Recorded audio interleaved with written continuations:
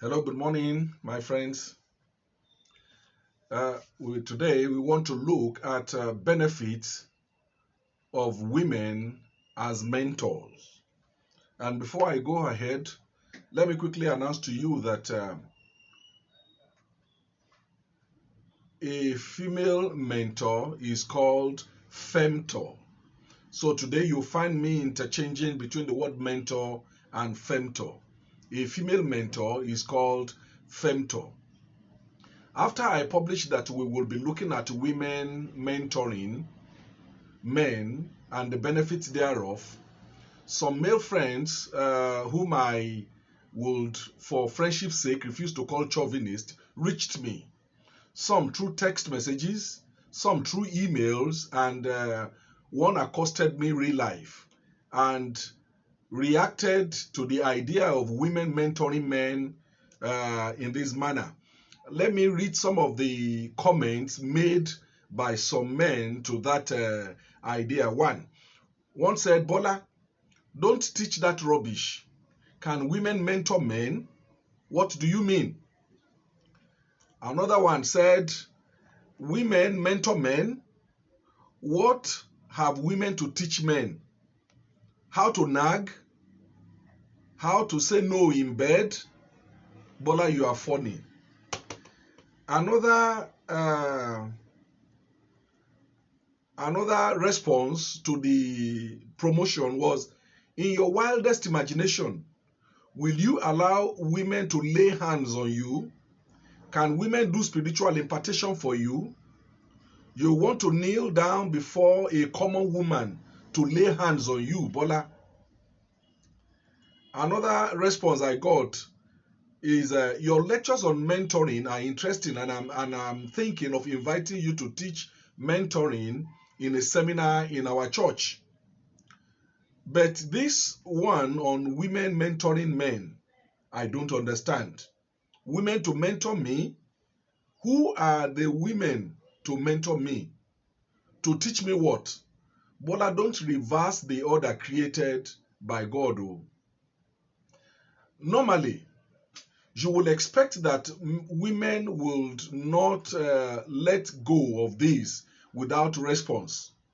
But I was also shocked that some men also responded to these comments. Let me also read their comment from what I have here. A friend of mine in Mali said, Kolade Osiayo Olurotimi said, it's all about ego and pride. Even a wise man will learn from his children. If the scriptures admonish us to learn from the ant, how much more from a woman that was created from a man and a perfect consolidation of God's image? Another friend of mine, Olusegun Sholeye, said, they don't understand the power of women.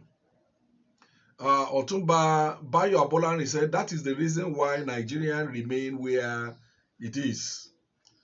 Pastor Solomon Jegede, my good friend, also said, really? Have women taught them in school before? That is mentoring. Have women trained them before? That is mentoring. You know, he said a lot of things. Kaneg, Tina Ashaju in Jaws said, narrow-minded people, I'll say. Another pastor friend of mine in Togo, I think, in Benin Republic said, we don't blame them. From birth, they forget that their first mentor was a woman. Ifoma Ene Ude Ifi said that's why they'll never grow. Some of them will never answer some big women ma in the office. Nonsense. A friend of mine, Adenike Baba Jamu, said they should find out from Nabal when they met him. Because if Nabal had submitted to the mentoring of Abigail, he would have ended differently. Read the story in 1 Samuel 25. The ego and pride of man has always been his undoing. All these men making mouths now were mentored by their mothers. Ask them how many of them remember the roles of their fathers in their life. Often, you hear them celebrating mothers in time of successes. So these are some of the responses I received concerning the issue of women mentoring men.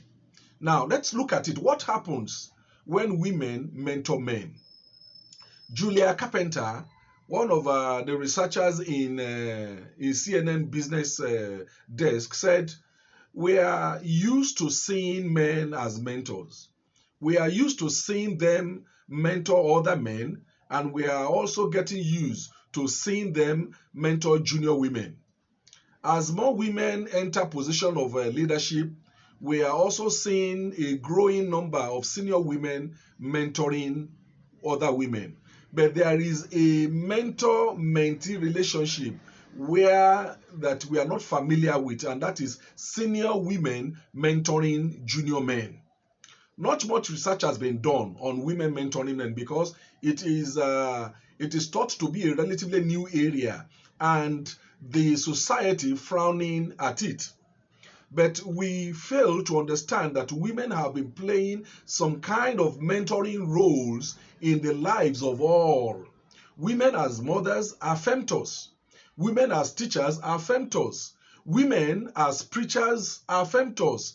In different positions of our lives, women play significant roles of femtors, such that some men and researchers have posited that if you need a mentor, your best bet is a woman, regardless of your gender. Why does it look strange for women to mentor men? One of the reasons it looks strange is that the higher we go in leadership pyramid, the fewer the women become. As a result, there are fewer opportunities for women to mentor junior employees of any gender. Women hold fewer management positions, making them less likely to be associated with mentorship roles. 2, research also shows that because men and women are socialized differently, the mentoring approach is different. Men tend to be more forceful and assertive, and women submissive and nurturing. These are not they are not considered to be good qualities of mentors. Now let us look at the advantages of women as mentors, or as better mentors than men. 1, women will balance work and family life. Women mentor holistically.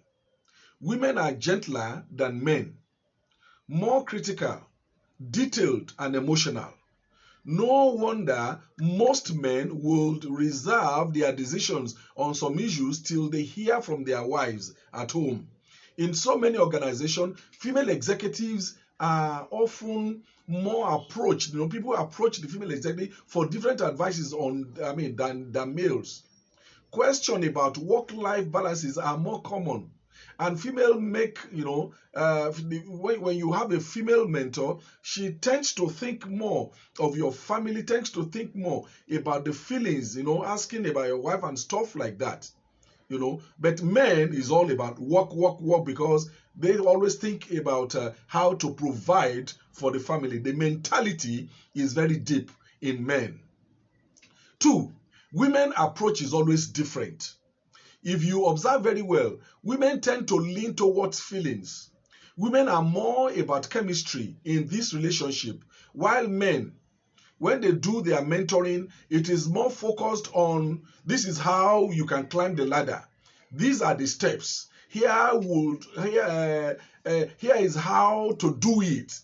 The approach of men is always different. The feelings is not always in the approach of men there. Some men, not all of them. There is something natural about this.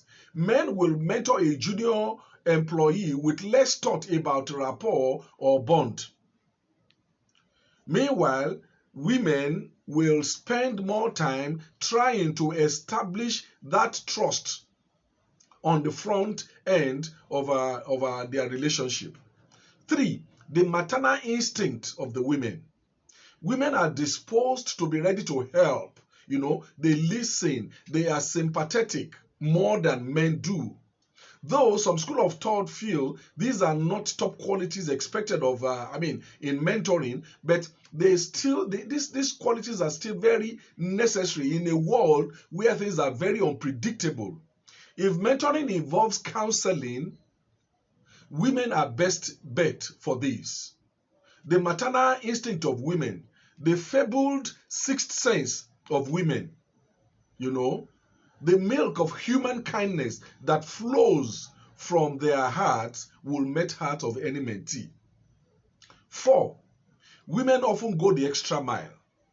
While men are known to stick to rules and to be firm, women often go the extra miles, in asking questions, in being kind and stuff like that. This goes back as far as the history of mentoring. Let me take you back to the history of mentoring a bit so that you will understand how women come to play in issues of mentoring. This is the story in the book Odyssey.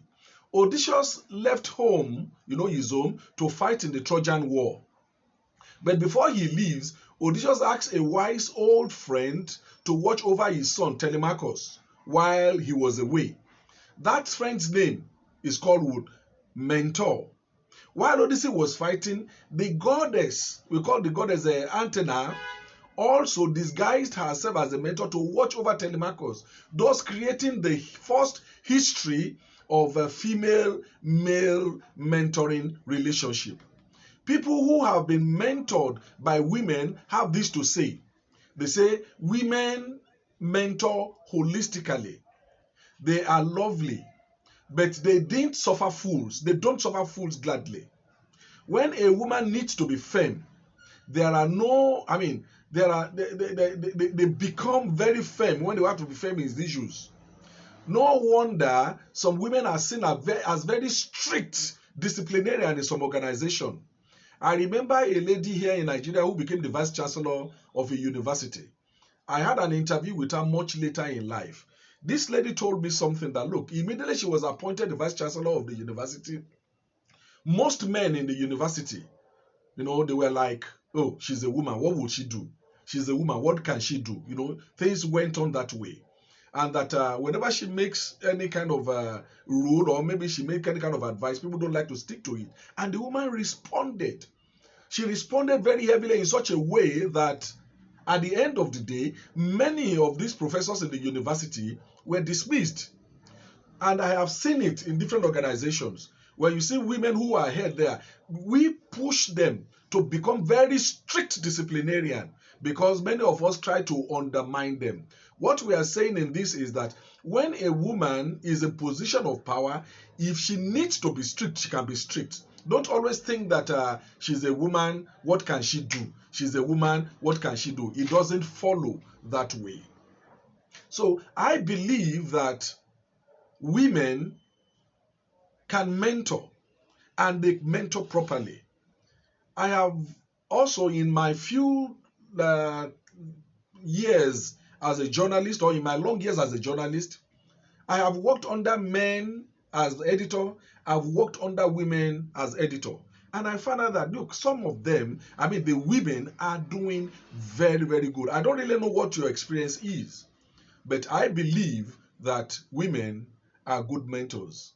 I believe you have learned something today.